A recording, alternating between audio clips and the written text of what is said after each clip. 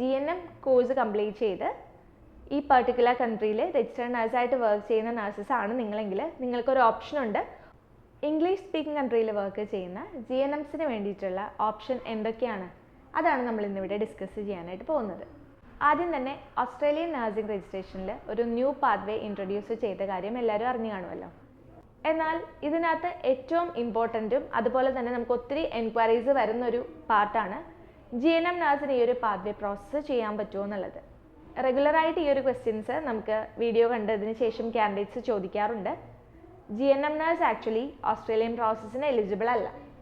Australian nursing രജിസ്ട്രേഷൻ്റെ direct രജിസ്ട്രേഷനായ OBA ചെയ്യണമെങ്കിലും ന്യൂ പാത്വേ ചെയ്യണമെങ്കിലും BSc ക്വാളിഫിക്കേഷൻ നിർബന്ധമാണ്. സോ BSc ക്വാളിഫിക്കേഷൻ ഇല്ലാത്ത ഒത്തിരി നഴ്സസ് ആണ് ഇംഗ്ലീഷ് സ്പീക്കിംഗ് കൺട്രിയിൽ ഇപ്പോൾ വർക്ക് ചെയ്യുന്നത്. അയർലൻഡിലാണെങ്കിലും കാനഡ, UK തുടങ്ങിയ രാജ്യങ്ങളിലൊക്കെ നമ്മുടെ GNMs രജിസ്റ്റേർഡ് നഴ്സായിട്ട് വർക്ക് ചെയ്യുന്നുണ്ട്. ആ ഒരു കൺട്രിയുടെ റിക്വയർമെൻറ്റിൽ BSc മാൻഡേറ്ററി ആയിട്ട് പറഞ്ഞിട്ടില്ല. അതുകൊണ്ട് തന്നെ GNMസിന് അവിടെ ലൈസൻസ് എടുത്ത് RN പോസ്റ്റ് തുടരാനും സാധിക്കുന്നുണ്ട്. പക്ഷേ അവർക്ക് എങ്ങനെയാണ് ഓസ്ട്രേലിയയിലേക്ക് മൈഗ്രേറ്റ് ചെയ്യാനായിട്ട് സാധിക്കുക? നമ്മൾ പറഞ്ഞതുപോലെ GNM കോഴ്സ് കംപ്ലീറ്റ് ചെയ്ത് ഈ പർട്ടിക്കുലർ കൺട്രിയിൽ രജിസ്റ്റേർഡ് നഴ്സായിട്ട് വർക്ക് ചെയ്യുന്ന നഴ്സസ് ആണ് നിങ്ങളെങ്കിൽ നിങ്ങൾക്കൊരു ഓപ്ഷൻ ഉണ്ട്. ഓസ്ട്രേലിയ പ്രോസസ്സ് ചെയ്യാനായിട്ട് സാധിക്കില്ല, പക്ഷേ നിങ്ങൾക്ക് ഓസ്ട്രേലിയൻ ലൈസൻസ് ന്യൂസിലൻഡ് പ്രോസസ്സ് വഴി എടുക്കാനായിട്ട് സാധിക്കുന്നതാണ്. അതെങ്ങനെയാണെന്നല്ലേ? ന്യൂസിലൻഡിൻ്റെ എൻട്രി റിക്വയർമെൻറ്റിലും BSc നഴ്സിംഗ് ക്വാളിഫിക്കേഷൻ വേണമെന്ന് അവർ പറഞ്ഞിട്ടുണ്ട്.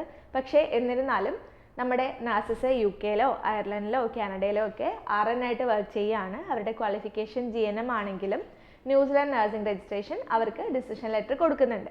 അപ്പോൾ നിങ്ങൾ വിചാരിക്കുന്നുണ്ടാവും ന്യൂസിലൻഡിൽ ഈ ഒരു പ്രോസസ്സ് സ്റ്റോപ്പ് ചെയ്തല്ലോ, പിന്നെ എങ്ങനെയാണ് രജിസ്ട്രേഷൻ എടുക്കാൻ പറ്റുക എന്നുള്ളത്. ന്യൂസിലൻഡിൻ്റെ പാത്വേ സ്റ്റോപ്പ് ചെയ്തു. ന്യൂസിലൻഡിലും ഓസ്ട്രേലിയ ഇൻട്രൊഡ്യൂസ് ചെയ്യുന്നത് പോലെ ഒരു പാത്വേ ഓപ്ഷൻ ഉണ്ടായിരുന്നു.